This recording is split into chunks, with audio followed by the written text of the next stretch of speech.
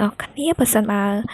អ្នកទាំងអស់គ្នាចូលចិត្តសភៅលក្ខណៈបែប motivation book or self development ថ្ងៃនេះខ្ញុំមានសភៅក្បាលដែលណែនាំជូនអ្នកទាំងអស់គ្នាដែលសភៅនេះមានឈ្មោះថា Show Up for Your Life ដែលមាននិពន្ធឈ្មោះថា Krista Evenhurst ដែលក្នុងសភៅនេះភាគច្រើនគាត់សំដៅទៅលើក្មេងស្រីដែលនឹងបង្ហាញអំពី how we find our unique and show up នៅក្នុងសភៅនេះចែកជាផាតដែលនៅក្នុងផាតនីមួយៗមានជំពូកដែលផាតទី1គឺ consider your life ផាតទី2 look at your life and ផាតទី3ទី4ទី5ទី6មាន6ផាតហើយនៅក្នុងផាតនីមួយៗសុទ្ធតែមានជំពូកនៅក្នុងជំពូកនីមួយៗគាត់ដោតទៅលើនិយមន័យនៃជំពូកច្រើនជាងការឧទាហរណ៍ខាងក្រៅព្រោះថាសភៅខ្លះគាត់ជួយឧទាហរណ៍ច្រើនទម្រាំទៅដល់អត្ថន័យនៃចម្ពោះប៉ុន្តែសភៅនេះគាត់សរសេរបន្តិចទៅដល់នឹងខ្លួនគាត់បន្តិចមកក៏ចូលមកដល់អត្ថន័យនៃចម្ពោះរបស់គាត់ហើយនៅខាងក្រៅចម្ពោះនីមួយៗស្តាមាន reflection និងមាន remember ហើយក៏មាន response ដែល remember នោះគាត់នឹងនិយាយអំពី quote ទៅដល់នឹងអត្ថន័យក្នុងចំពោះរបស់គាត់ហើយ reflection ហ្នឹងគាត់មានជាសំណួរឲ្យយើង2 3 4 5ចឹងមកហើយបន្ទាប់មកគាត់មានជា response ដែលជាឧទាហរណ៍សម្រាប់យើងនៅក្នុងចម្ពោះនីមួយៗក៏មាន quote 1 2ដែរតែចម្ពោះដែលខ្ញុំចាប់អារម្មណ៍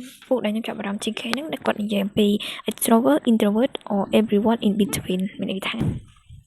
គាត់នៅក្នុងចម្ពោះនេះគាត់បានលើកឡើងថានៅក្នុងពិភពលោកយើងនេះត្រូវការមនុស្សប្រភេទហ្នឹងគឺថាត្រូវការមនុស្សប្រភេទដែល organize និង speak up for justice for many មានថាមានត្រូវការមនុស្សដែលជា extrovert ហ្នឹងគាត់និយាយគាត់លើកឡើងថ្លែងពីអ្វីៗដែលទាក់ទងទៅនឹងភាពយុត្តិធម៌ស្វែងរកយុត្តិធម៌ឲ្យខ្លួនឯងក៏ជាអង្គភាពរបស់គាត់នេះជាអត្ថន័យដែលនិពន្ធគាត់បានសរសេរហើយមួយទៀតក៏ពិភពលោកនេះក៏ត្រូវការ introvert ដែរព្រោះថាបើសិនគាត់បាននិយាយទៅនឹងការប្រជុំប្រភេទដែលមនុស្ស introvert ហ្នឹងគាត់ជាមនុស្សដែល focus ហើយនឹងស្ដាប់ដល់ attention ច្រើនហើយមួយទៀតក៏គាត់បានបញ្ជាក់អំពី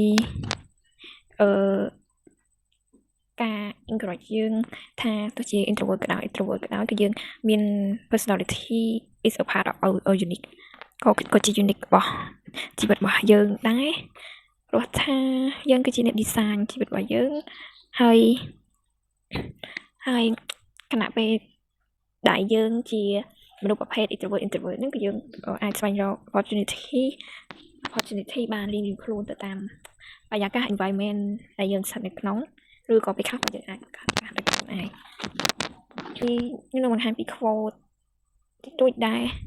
The mistake being the best version of yourself for being love someone else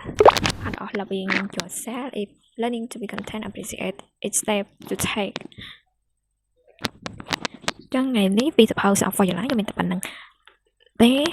ខ្លីៗបើសិនបានអ្នកទាំងអស់គ្នាចិត្តពីវីដេអូនេះឬក៏ចាំបានទីសភៅនេះខ្ញុំភ្លេចឬស្ថានភាពបានទិញតែ